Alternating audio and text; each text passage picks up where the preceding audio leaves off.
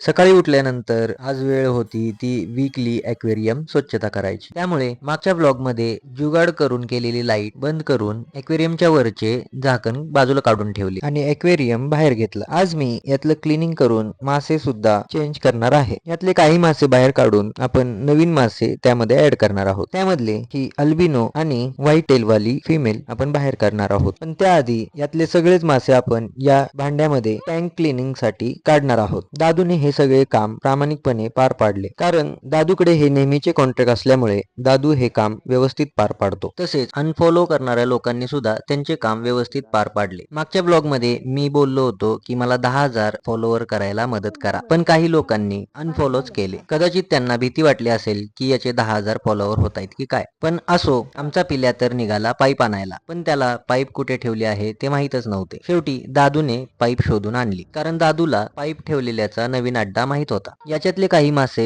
जे आपण ॲक्वेरियम मधून काढले ते या पॉन्ड मध्ये आपण सेट करणार होतो. छोट्या टब मध्ये मी पिल्याला थोडेसे पाणी भरायला सांगितले. तोपर्यंत ॲक्वेरियम मधले पाणी दादूने पाईपने काढून घेतले होते. सगळे पाणी काढून झाल्यानंतर पिल्याने भरलेला टब हा मी या पॉन्डच्या इथे घेऊन आलो, कारण आपल्याला यातली सगळी जलपर्णी त्या टब मध्ये काढून घ्यायची होती. त्यामुळे मी दादूला ती जलपर्णी त्या टब मध्ये काढून ठेवायला सांगितली, कारण या पॉन्ड मधले पाणी आपल्याला चेंज करायचे होते. त्याचबरोबर यातले काही मासे आपल्याला आपल्या ॲक्वेरियम मध्ये ऍड करायचे होते. पण याच्यामध्ये मला एक माशाचे पिल्लू मेलेल्या अवस्थेत सापडले. त्याचबरोबर काही मासे आपल्या पॉन्ड मधून गायब झाले होते. यामध्ये फक्त 2 ते 3 गोल्डन कलरचे गप्पीज आणि एक ब्ल्यू टेल असलेला गप्पी शिल्लक राहिला होता. या ब्ल्यू कलरच्या बादलीमध्ये मी त्यांना बाजूला करणार होतो. त्यामुळे ती बादली भरून मी थेट आपल्या पॉन्ड जवळ आणली आणि पुन्हा एकदा दादूला त्यातून मासे बाहेर काढण्याचे कॉन्ट्रॅक्ट दिले. दादू पॉन्ड मधून मासे बाहेर काढत असताना असे लक्षात आले की त्यात माशांचे पिल्ले सुद्धा आहेत. यामुळेच मी पिल्याला